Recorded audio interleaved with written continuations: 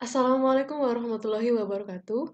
Hello my friends and sorely, I'm Ismiyanti and this is my presentation. In this time, I'll present about the introduction to ethics. And what is ethics? Ethics is a system of moral principles that influence how people make decisions for their lives. Ethics deals with what is good for individuals and society and is also described as moral philosophy. And this term comes from the Greek ethos word which can mean habit, character and disposition, and ethics include 1. How to live a good life. 2. Our rights and responsibilities. 3. True and false language, and 4 is moral decisions, like what is good and bad. The concept of ethics comes from religion, philosophy, and culture.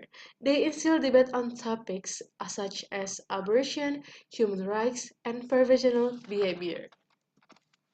And challenge to morality. Number 1 is egoism. Number 2 is relativism. Number 3 is moral skepticism. And number 4 is moral nihilism.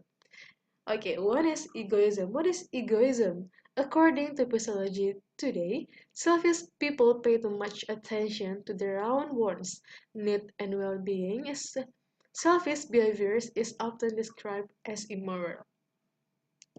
And 5 signs that someone has a selfish attitude are 1. Stop feeling that you don't need to apologize when you make a mistake. Number 2 is often complains without doing problem solving. Number 3 is always blame and corner the problem on other people.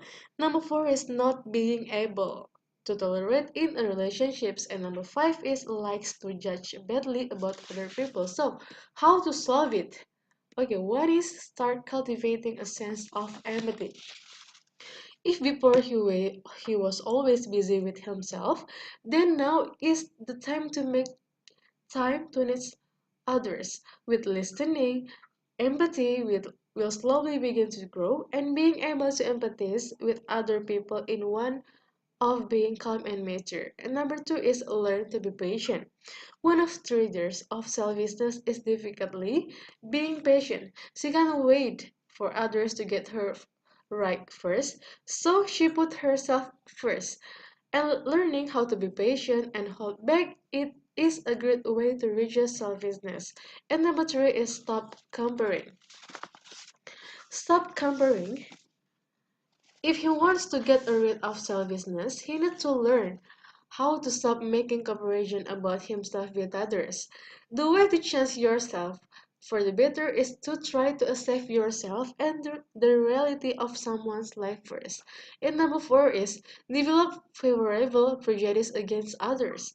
Bad talks about other people will always be on the mind of selfish person, and that's why he decided to always put himself before others.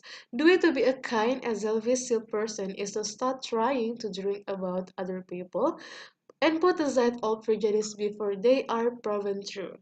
And number 5 is try to be more friendly. Usually a selfish person really shows a friendly attitude. It's because they are so focused as themselves that they don't realize how to be right about other people.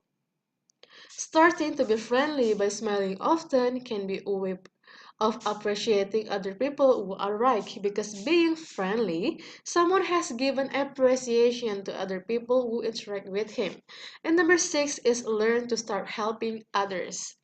Learning to lighten the burdens of others is the minds of busy oneself will be a great way to start reducing selfishness. If you have a friend, the way to make your friend happy is by learning to start trying to alleviate the problem he is facing. And number 2 is introspection.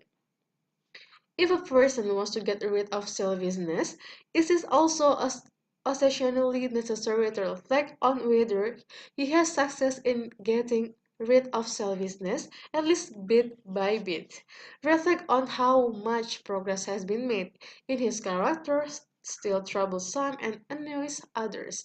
Or has he success in developing something positive about himself in his daily life?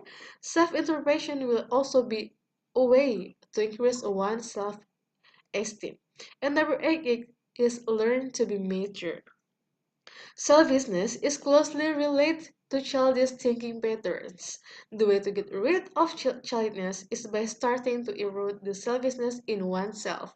A person can be selfish because he still maintains his mindset since he was a child and has not yet been able to develop maturity. And number 9 is be comfortable. To get rid of bad qualities, a person must be able to open himself up to criticism from others.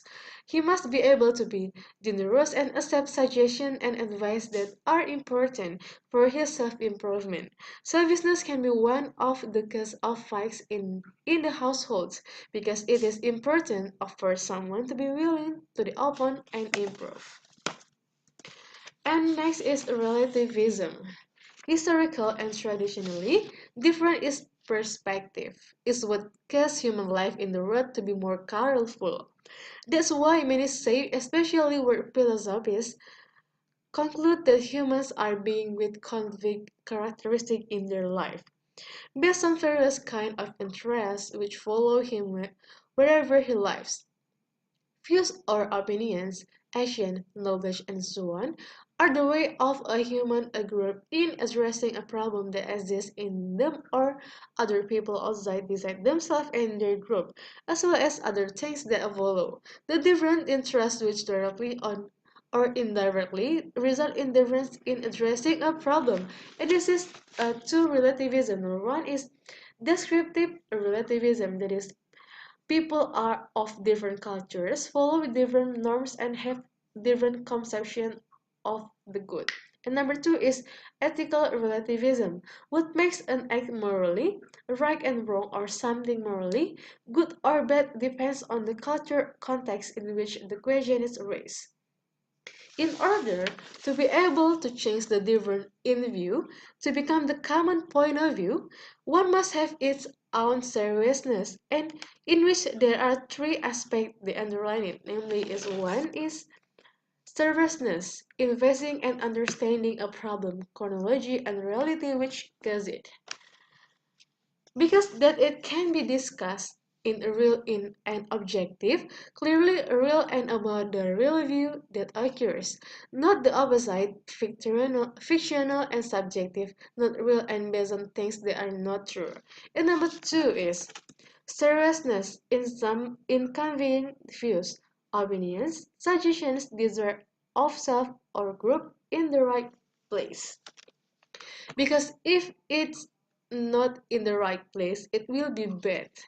It is also necessary to know that if we do this, in its place that we are of course will get the attention of those who are competent to answer from their point of view and of the problems and different in views that exist in us.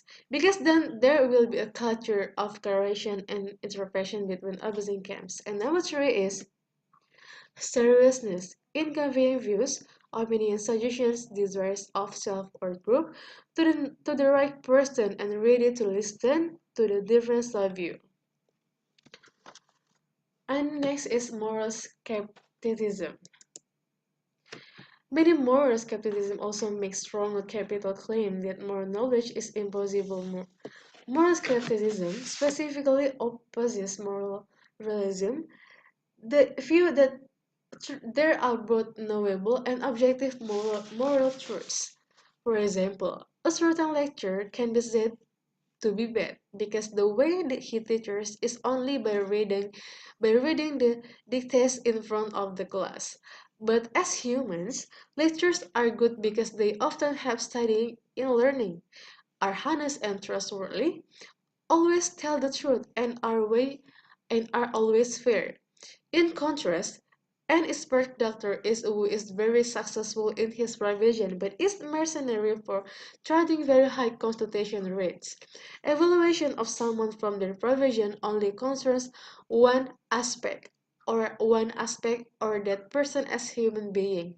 The word moral refers to the good and badness of a person as human being, which is not only good and bad regarding his profession. For example, as a lecturer, cook, tennis player, but as human being.